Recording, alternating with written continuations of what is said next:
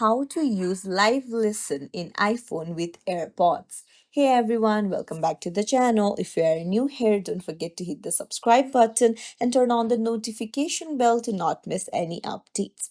So, to use the live listen feature, you'll need to put in a hearing tool on your control center. For that, swipe from the top right, click on any blank space, and then you can see add a control appear, tap on it, and then look for air like icon.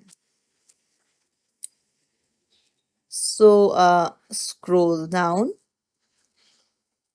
uh, it must be on the bottom. You'll find the hearing option under hearing accessibility. Tap on it, and now once it's added, tap on any blank space again, and to access it just click on it, and then you can see the live listen feature appear.